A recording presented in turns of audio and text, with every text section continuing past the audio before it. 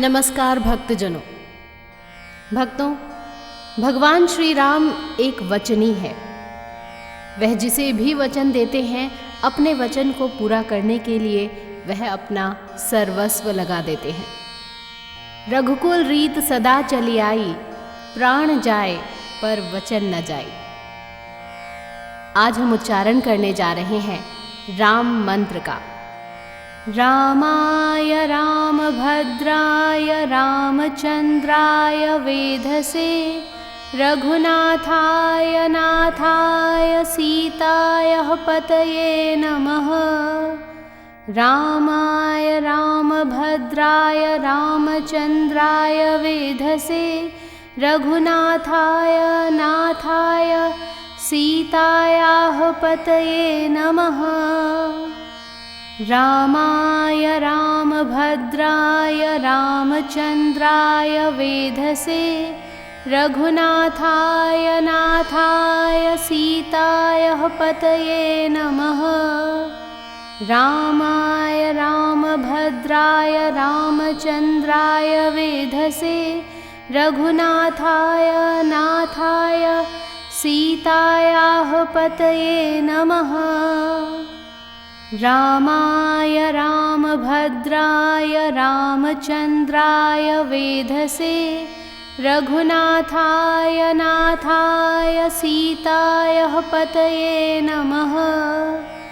रामाय रामभद्राय रामचंद्राय वेधसे, रघुनाथाय नाथाय सीतायाः पतये नमः। रामाय रामभद्राय रामचंद्राय वेधसे, रघुनाथाय नाथाय सीतायाः पतये नमः। रामाय रामभद्राय रामचंद्राय वेधसे, रघुनाथाय नाथाय सीतायाः पतये नमः। रामाय रामभद्राय रामचंद्राय वेधसे, रघुनाथाय नाथाय सीतायाः पतये नमः। रामाय रामभद्राय रामचंद्राय वेधसे, रघुनाथाय नाथाय सीतायाः पतये नमः।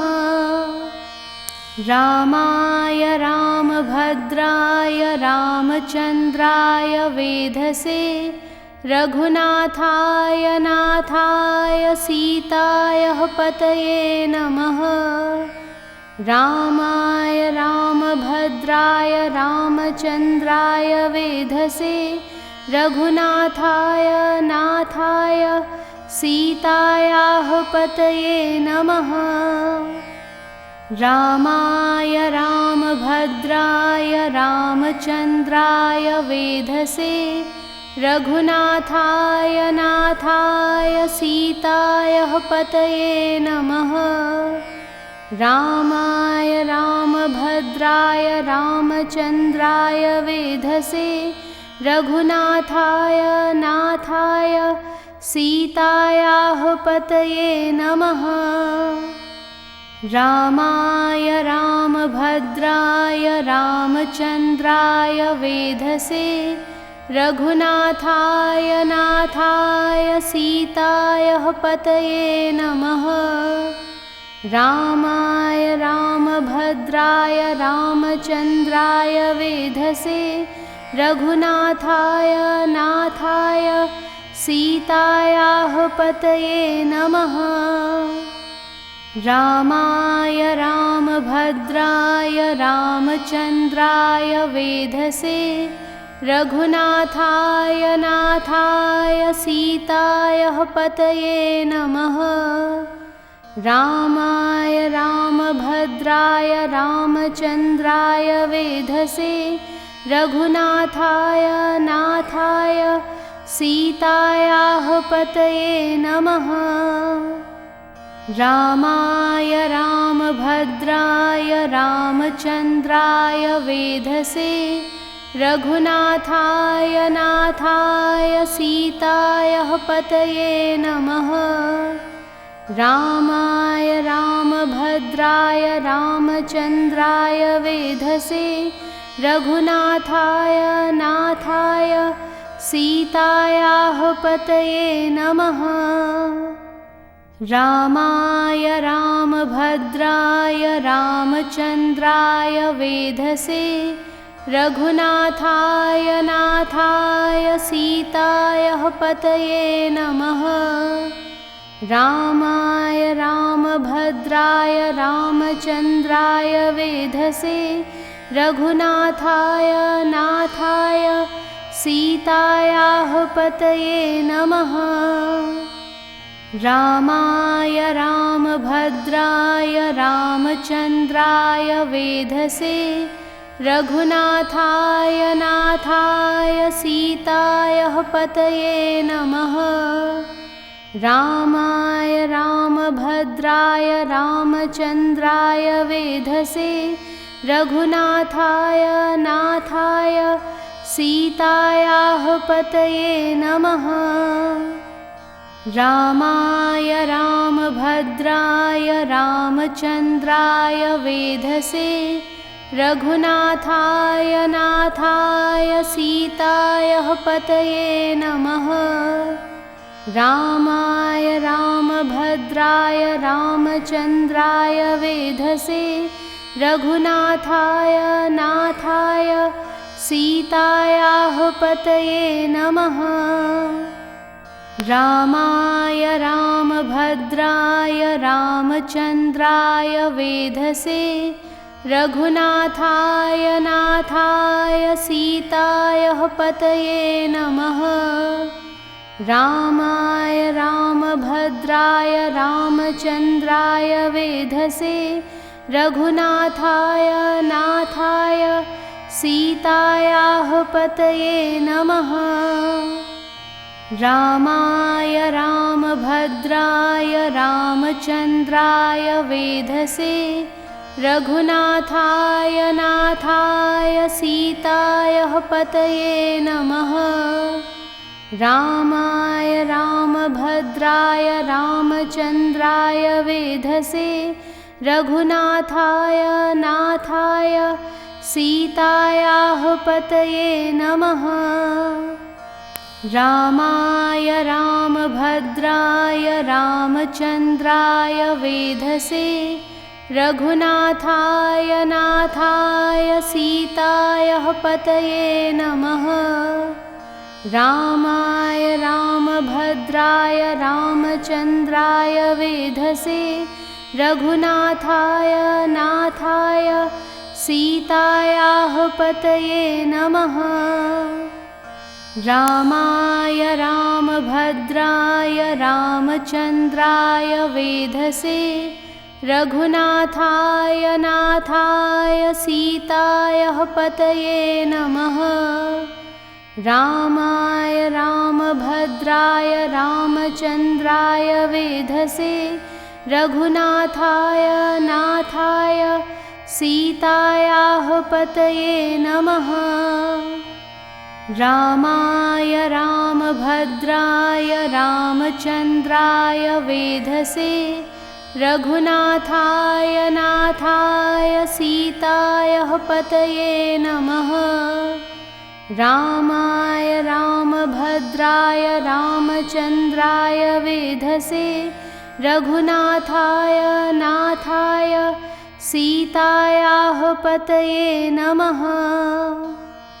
रामाय रामभद्राय रामचन्द्राय वेधसे रघुनाथाय नाथाय सीतायाः पतये नमः।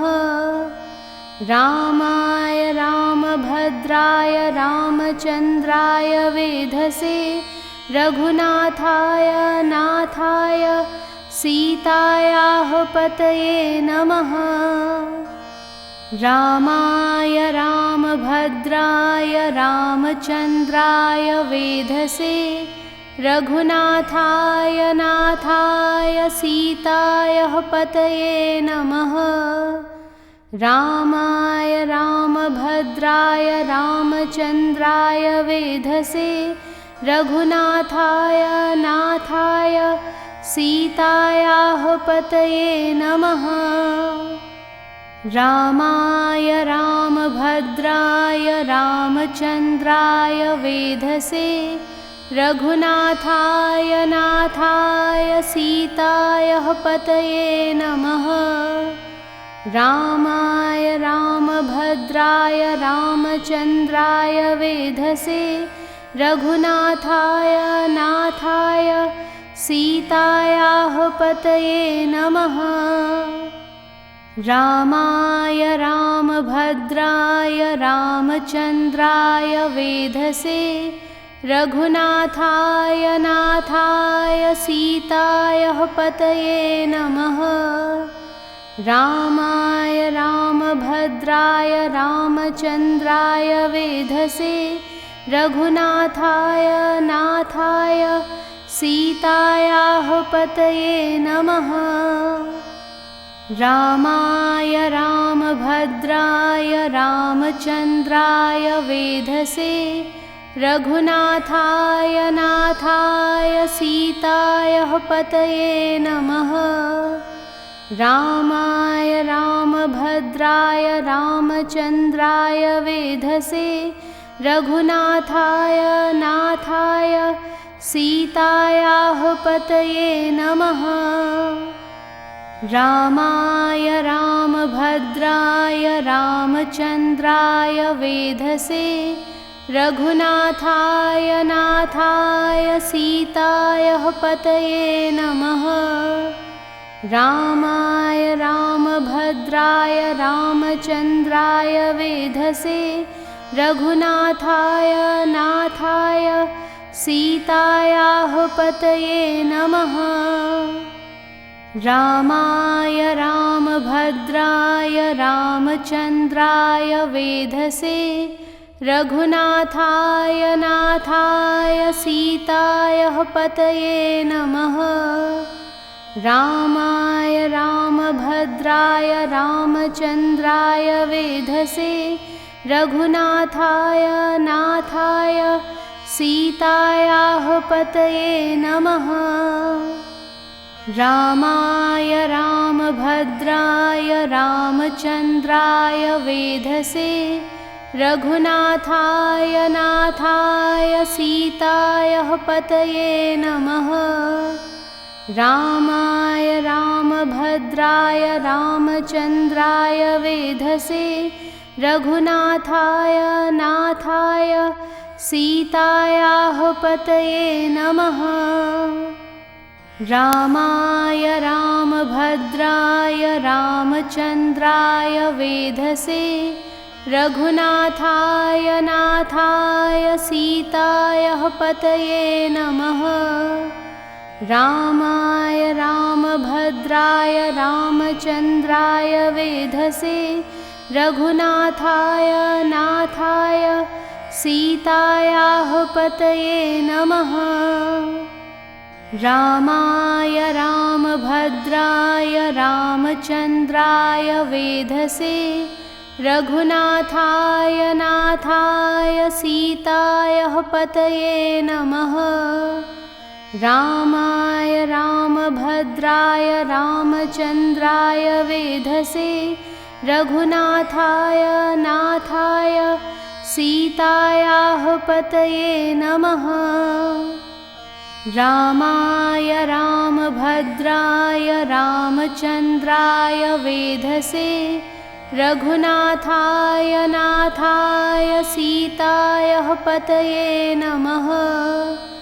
रामाय रामभद्राय रामचन्द्राय वेधसे रघुनाथाय नाथाय सीतायाः पतये नमः। अर्थात यह मंत्र भगवान श्री राम के कई नामों को संबोधित करता है। यह रघुकुल के वंशज राम की स्तुति है। यह उन्हें माता सीता का पति और सबसे सम्मानित व्यक्ति कहता है, जो दुख को समाप्त कर सकता है और खुशी को बढ़ावा दे सकता है। भक्तों, इस मंत्र का जाप करने वाला एक निश्चिंत जीवन जी सकता है, क्योंकि वह जानता है कि भगवान राम जिंदगी के हर कदम पर उनके साथ खड़े हैं और ज़रूरत पड़ने पर सही राह दिखाएंगे।